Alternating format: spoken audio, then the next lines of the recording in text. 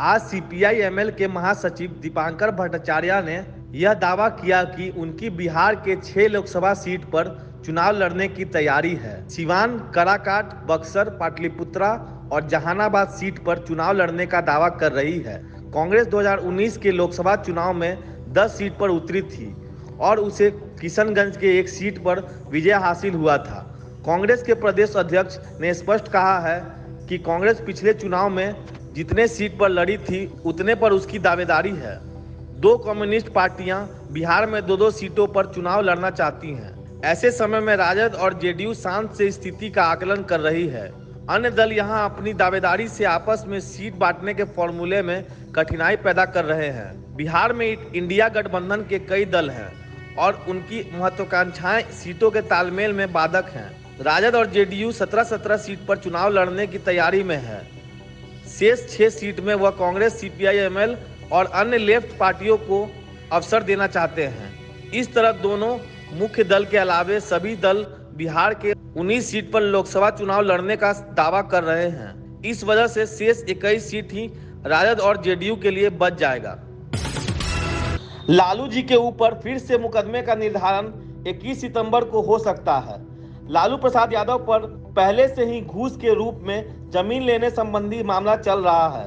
इस मामले में उनकी पत्नी पूर्व मुख्यमंत्री राबड़ी देवी और उनकी सांसद पुत्री मीसा भारती भी घिरी हुई हैं। केंद्रीय गृह मंत्रालय ने सीबीआई को उसकी इजाजत दे दी है कि वह साउथ एवेन्यू विशेष अदालत में लालू जी के खिलाफ चार्जशीट दाखिल करे। जानते चले कि सन 2004 और 2009 के दौरान लालू जी जब रेल मंत्री थे तो उनके ऊपर यह आरोप लगा रहे थे कि वह लोगों को नौकरियां देने के बदले में अपनी और परिवार के लोगों के लिए पटना, मुंबई, दिल्ली सहित अनेक स्थानों पर घूस के रूप में जमीन ले रहे हैं। इन मामलों में तेजस्वी का नाम तब से शामिल है जब वह शिशु थे। पूर्व मुख्यमंत्री राबड़ी देवी भी और लालू यादव की सुपुत्री सांसद मीसा भारती पर भी मुकदमा तैयार हो रहा है। सारा कुछ निर्भर है कि अदालत सीबीआई के चार्जशीट को स्वीकृति देती है या नहीं। बिहार के बिगड़े स्वास्थ्य सुविधा के बारे में मुजफ्फरपुर से एक खबर आई है। स्वास्थ्य विभाग बिहार के उप मुख्यमंत्री और स्वास्थ्य मंत्री तेजस्वी यादव का विभाग है।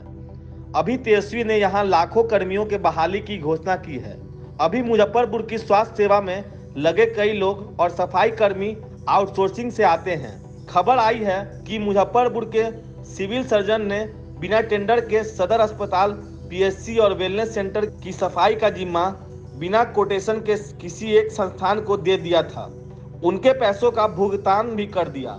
इसके पहले के सिविल सर्जन भी इसी तरह के मामले में आरोपित हो चुके हैं। मुजफ्फरपुर के जिलाधिकारी प्रणव कुमार ने डीडीसी आशुतोष द्विवेदी से इस मामले में जांच करवाई और पाया गया कि हॉस्पिटल का एक कर्मचारी ही एक संस्थान खड़ी करके सफाई का यह काम करवाता था। इसके पहले भी इसी कर्मचारी के संस्थान पर आरोप लगा था।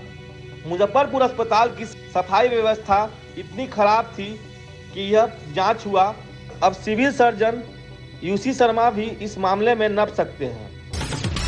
कनव नाम के इस बच्चे की बीमारी चिन्हित की गई। बीमारी का नाम SMA है। पूरे देश में अब तक इस बीमारी में ग्रस्त केवल 9 बच्चे हैं। कनव नाम के इस शिशु का इलाज संभव हो गया था क्योंकि इस बीमारी के लिए जो टीका पड़ना था उसकी कीमत 17 करोड़ से ज्यादा है। 1.5 वर्ष उम्र के इस बच्चे के जीवन के लिए आम आदमी पार्टी के नेता आगे आए।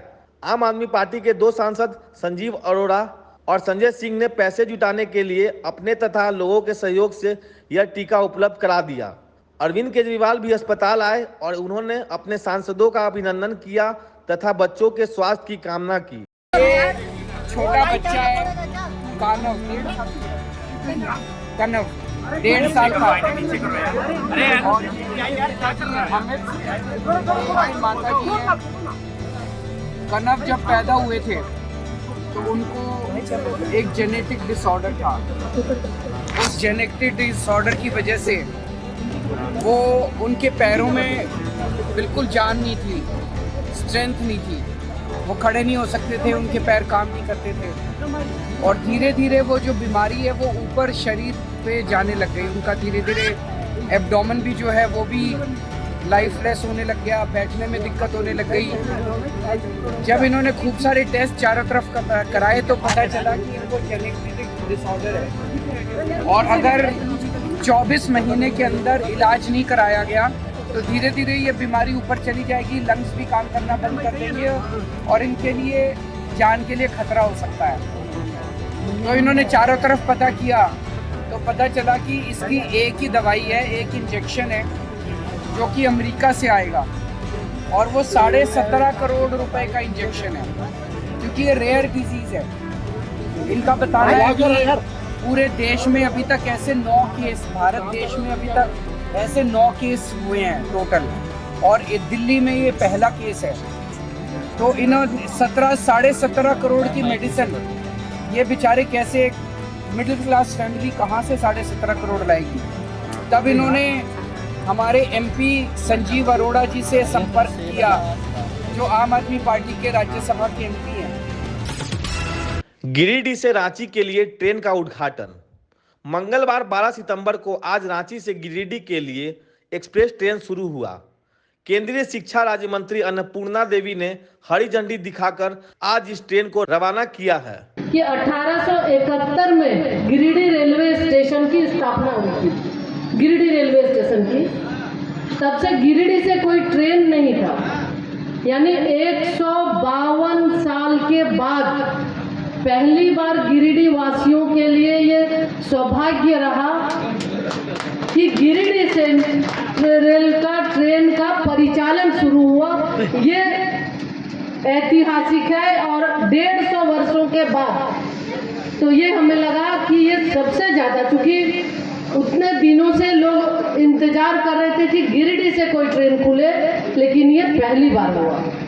बरकाकाना मेसरा खंड अभी भूस्खलन के कारण प्रभावित है, जिसके कारण फिलहाल रांची से गिरिडीह के लिए एक्सप्रेस ट्रेन परिवर्तित मार्ग बरकाकाना मुड़ी टाटी सिलवे के रास्ते रांची को जाएगी। रांची के डीआरएम के सिन्हा ने बताया कि बाद में गाड़ी संख्या 18,617 अप और 18,618 डाउन बनकर प्रतिदिन रांची गिरिडीह रांची एक्सप्रेस चलेगी।